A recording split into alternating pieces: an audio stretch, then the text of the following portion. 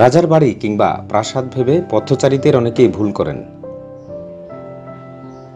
সলিমুল্লাহ মুসলিম হল যেন ঢাকা বিশ্ববিদ্যালয়ের ছাত্রদের প্রাসাদ। উন্নত রুচি আর মুসলিম স্থাপত্যশৈলীর এক অনন্য নজির এই ছাত্রাবাসটি। একটি ছাত্রাবাস এত সুন্দর আর বিশাল হতে পারে সেটি ভাবা যায় না।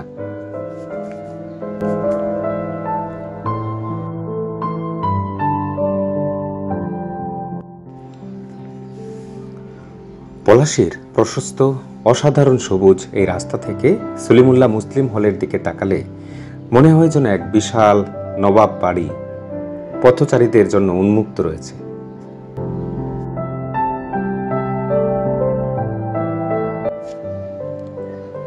যানজটের শহর ঢাকায় এত বড় বড় গাছ, এমন প্রশস্ত ফুটপাত, ছায়া সুনিবিড় পরিবেশে ঢাকা বিশ্ববিদ্যালয়ের এই ছাত্রাবাসটি অবস্থিত।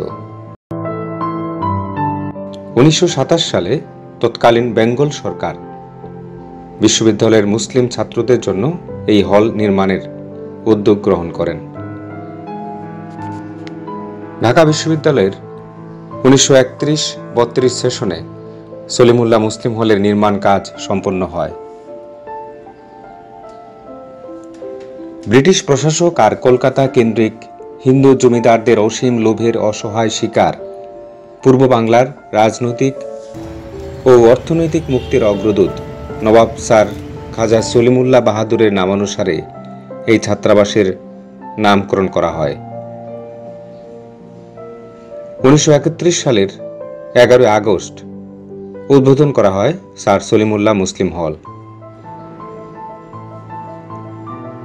ঢাকা বিশ্ববিদ্যালয়ের আবাসিক হলগুলির মধ্যে সলিমুল্লাহ মুসলিম হল ঐতিহ্যের কারণে একটি বিশেষ মর্যাদায় অধিষ্ঠিত। এই হলের ইতিহাস নিয়ে গ্রন্থ রচনা করেছেন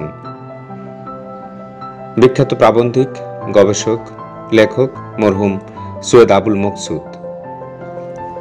তার গ্রন্থটির নাম সলিমুল্লাহ মুসলিম হল।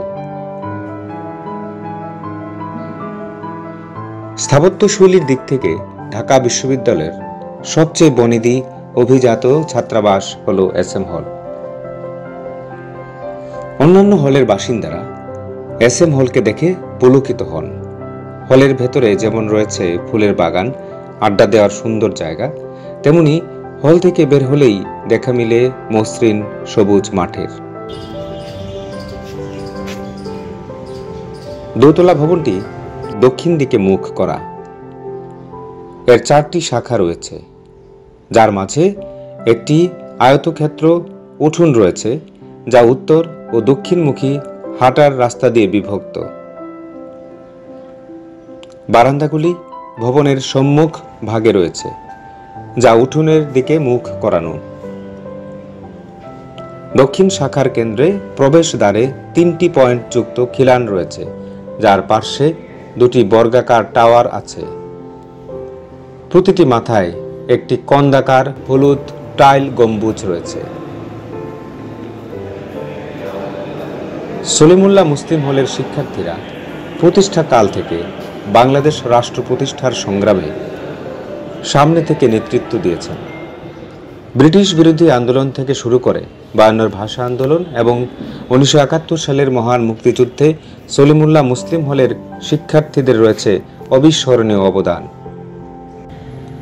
এই হলের অনেকেই নিজের জীবন বিলিয়ে দিয়ে অর্জন করেছেন শহীদের মর্যাদা। আল্লাহ তাআলা শহীদদের বেহেশত নসিব করুন।